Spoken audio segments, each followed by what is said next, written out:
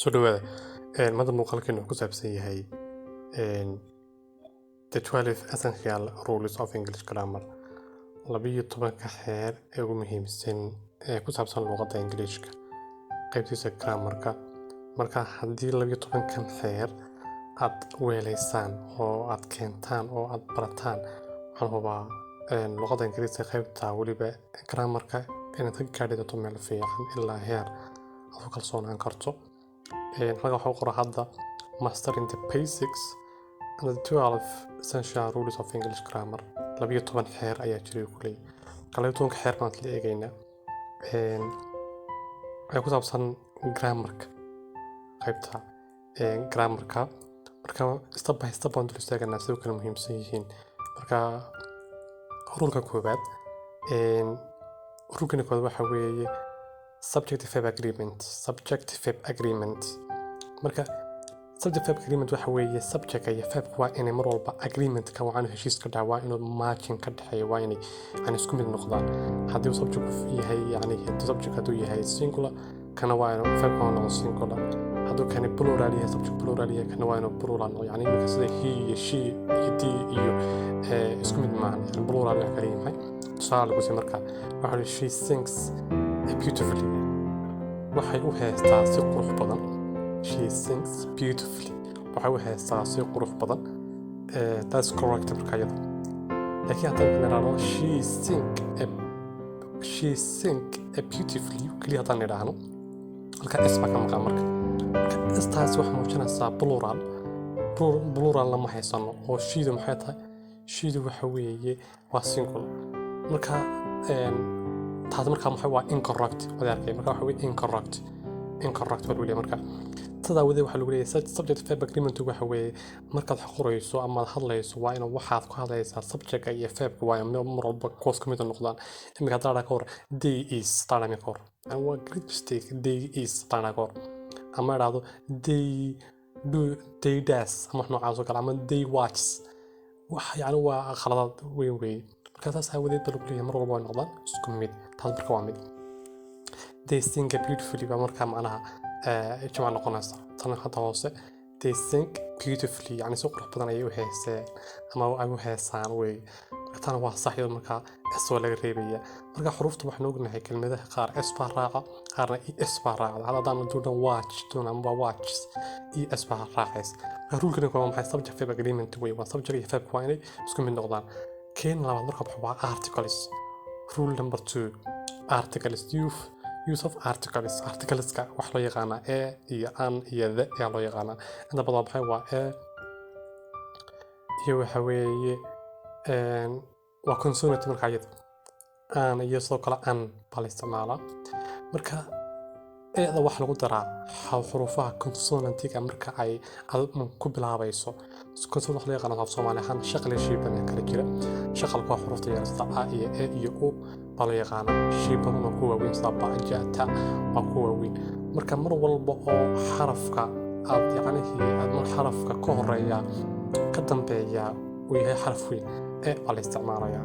balse haddii uu yahay imika sida buug oo kale buugta baqaba horeysa baana marka maxay waa xaraf weyn marka book noqonaysa. marka book noqonaysa. laakiin haddii imika tufaax isticmaalayno apple isticmaalayno appulkaas marka waa ana apple noqonaysa. ana apple noqonaysa. man xuruf yar haddii mar xarafka ka horeeya verb-ka haddii ka horeeya ama waxaad ka hadlaysaa ama magaca haddii ka horeeya marka waxa la oranayaa waa an marka waxa jira exception marka waxa weeye waa xurufta hashtag ku bilaabanto badankooda maaha laakiin qaar kamid ah honest honor iyo our kale. marka hashtag waa silent. taas awadeed baa lagu bilaabaya. ha u malayn in lagu bilaabi doono in lagu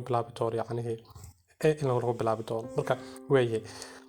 rule number 3 waxa weeye use waa proper use of pronouns. magacyaalada in si fiican loo isticmaalo.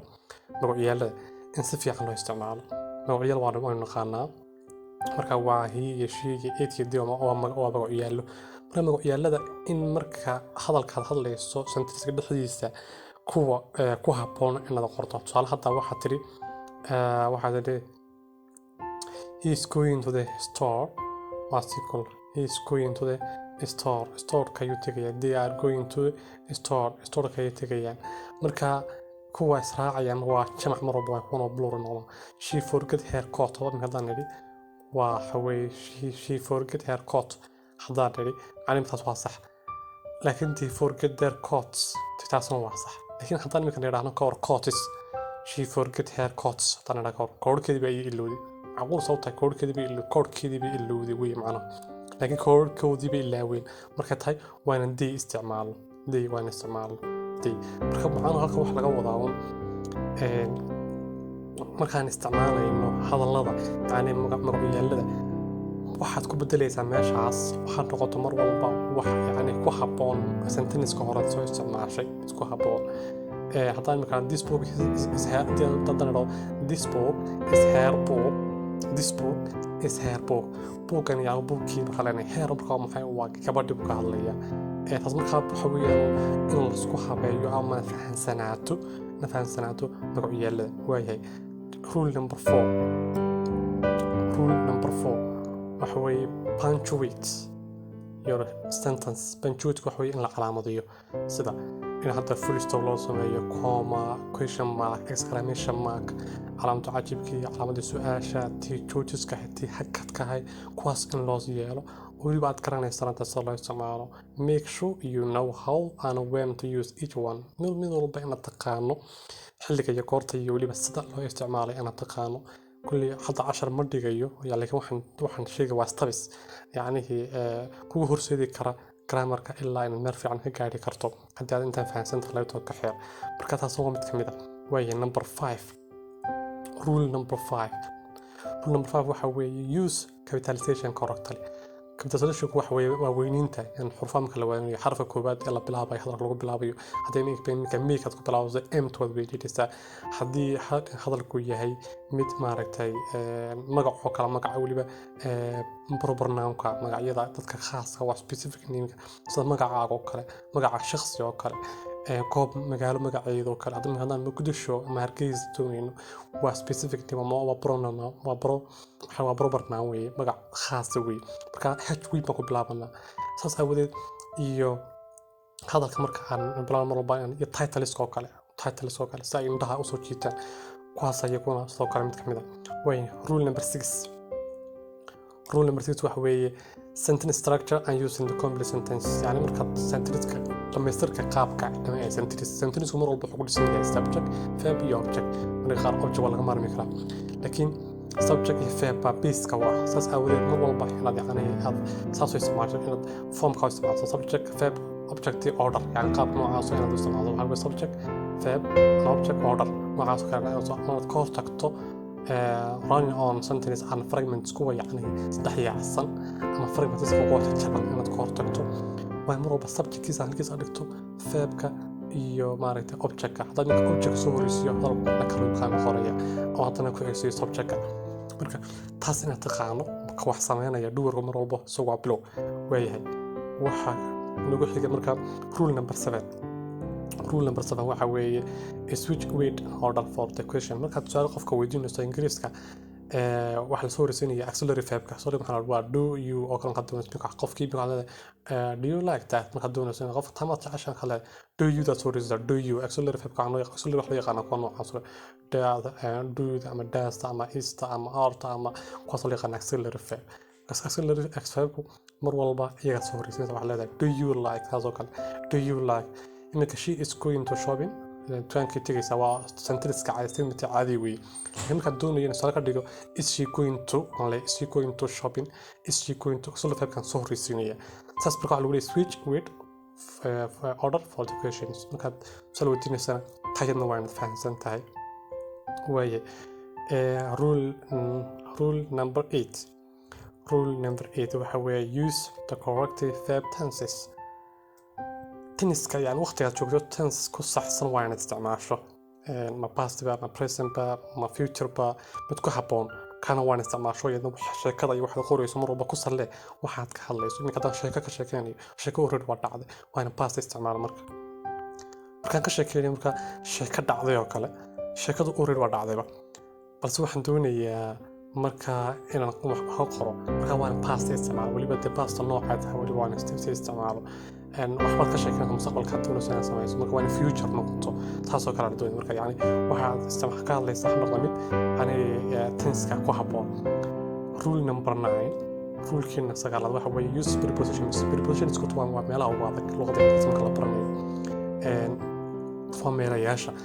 meelayaashu inta badan laakiin ma adka haddaad si fiican fahanto hadda waxaa kamid ah on iyo aad iyo do inta badan wax noo sheekan direction sida iyo goobta iyo meesha iyo waqtiga wax noocaas ka sheekaya mar walba mid kaliya lama isma laakiin wuu soo dhaafay hadda on oo kale waxa ka sheekan kara maalmaha marka on Tuesday on Wednesday wala oran kara on waxa kale loo isticmaalaa meel wax ka sareeya oogada sare on surface on that area waxa korkiisa kale waa loo isticmaali karaa aad wax loo isticmaalo waqtiyada kale at that time at this waqti waa loo isticmaali karaa waxa kale loo isticmaali karaa locationka at home at school at stadium taasoo kale koobna waa loo isticmaalaa tu marka waxa weeye meel ku socda ku jiida ama xagaa u jeeda kuwaas oo kale doon marka kuwa kala mid ah jira oo badan baa jira laakiin marka hore inaad kuwan taqaanaa muhiim ah kuwa miiska waa prepositions way rule number 10 rule-kina tobnaad waxa weeye use conjunctions to link your ideas conjunctions wax loo yaqaan kuwa xiriiriya hadallada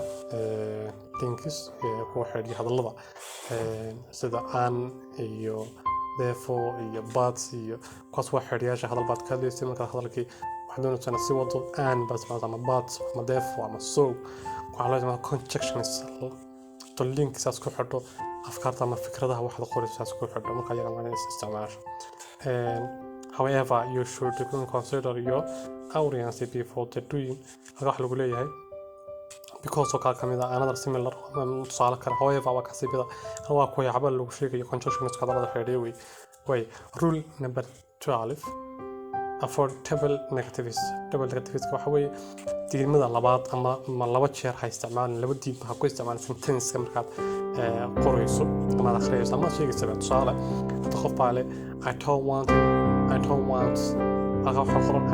want no trouble hadba ma rabo already I don't want no trouble badna tiraa marka taas waa talagu hortagayo kaliya waxa ku filan I don't want any problem wax dhiba ana trouble wax dhib ama rabo hada tiraado I don't want ma doonayo no trouble wax dhiba hadda laakiin waa macna ma sameynayso no trouble already waa diiday marka taas kaliya ku taas wada marka you should want to tell I don't want any trouble tana sax marka waa tiraado I don't want any trouble wax dhiba ma rabo لكن ترى I don't want no trouble يعني هو mistake مركا يلا way كنا وتنبيه وحنا قلنا active and passive voice active and passive voice وين نقارنا كون مرة البعض يعني واحد قريسو واحد active كان يستمع شبان قوة طريمية active كا يعني متكوك حبون الفهم القراءة يعني بيحنا وضع وحقف كدور كوح قبني مرة بعضينية